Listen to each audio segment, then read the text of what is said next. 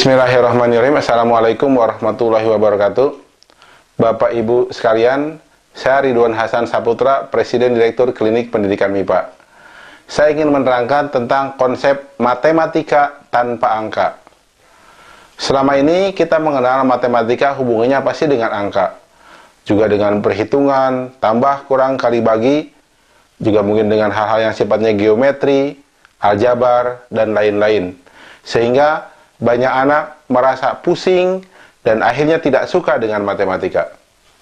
Padahal ada yang namanya matematika tanpa angka yang membuat anak bisa jadi lebih mudah mempelajari matematika dengan angka.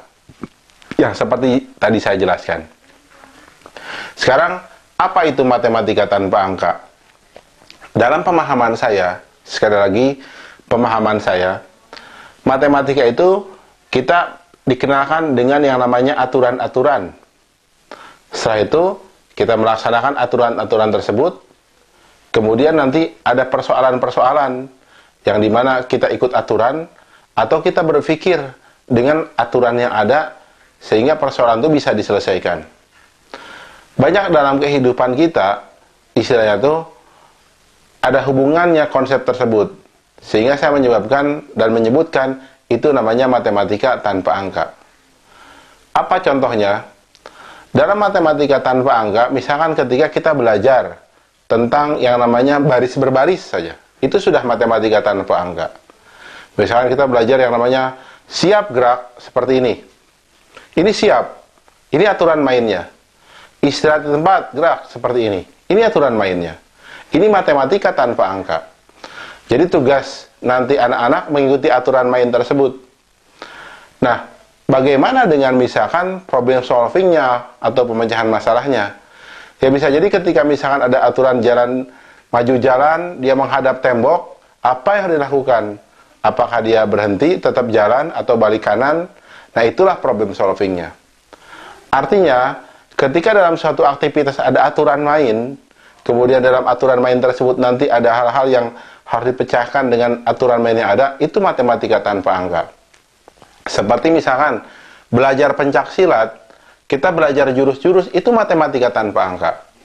Mempelajari peraturan lalu lintas, itu matematika tanpa angka. Dan sebaiknya kita ajarkan itu sejak kecil, matematika tanpa angka.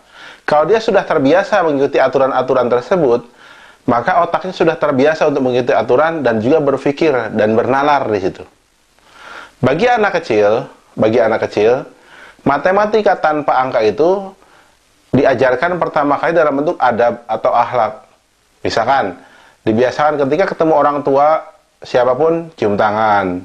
Terus kemudian misalkan melewati orang banyak, kalau dalam istilah Sunda, punten. Itu sudah jadi satu aturan main matematika tanpa angka.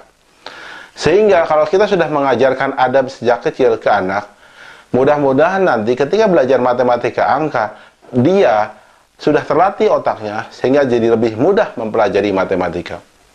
Saat ini, terus terang di Indonesia, kita sudah jarang yang namanya anak diaktifkan secara tekun terhadap aktivitas-aktivitas yang tidak pakai angka tadi. Malah kadang-kadang terbiasa untuk menerobos aturan. Dan itu dicontohkan di depan umum. Seperti yang namanya rambu-rambu lalu lintas. Itu matematika tanpa angka. Tapi pada faktanya, ketika lampu hijau misalkan, atau lampu merah, banyak yang nerobos. Itu berarti melanggar aturan. Hampir bisa dipastikan nanti matematika angkanya pun akan salah, karena sudah terbiasa dia melanggar aturan. Nah, terus terang ini Bapak Ibu, kalau kita ingin punya anak yang pintar matematika angka, sejak kecil, selain dia belajar matematika, ikut kursus matematika kemana saja, tolong ikutkan kursus juga yang hubungannya bukan matematika. Apa dia ikut pencaksilat, taekwondo, pramuka, dan lain-lain. Karena itu kunci sukses untuk mencapai yang namanya keseimbangan. Pengalaman saya sebagai pelatih Olimpiade Matematika, saya melihat dan saya sering menemukan anak-anak yang punya daya tahan dalam mengerjakan soal matematika dan mereka eksis untuk terus jadi juara, biasanya mereka punya keterampilan lain. Apakah dia juara tenis meja, juara lomba futsal, piano, dan lain-lain. Itu yang harus kita persiapkan. Dan yang menarik juga, matematika tanpa angka ini juga ada hubungannya nanti dengan yang namanya penalaran. Ketika kita sudah mempelajari yang namanya ilmu logika. Terus terang, ilmu logika ini nanti akan menyambungkan matematika angka dan matematika tanpa angka menjadi suatu kemahiran dalam mengambil kesimpulan dari masalah-masalah kehidupan yang akan terjadi.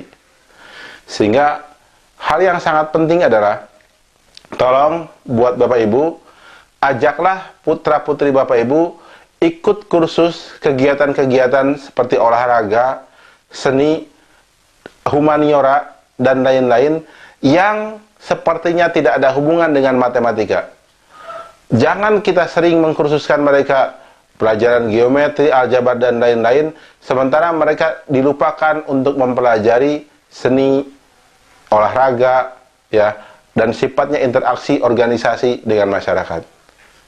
Bisa dipahami? Mudah-mudahan pesan saya ini bermanfaat buat Bapak Ibu semua. Wassalamualaikum warahmatullahi wabarakatuh.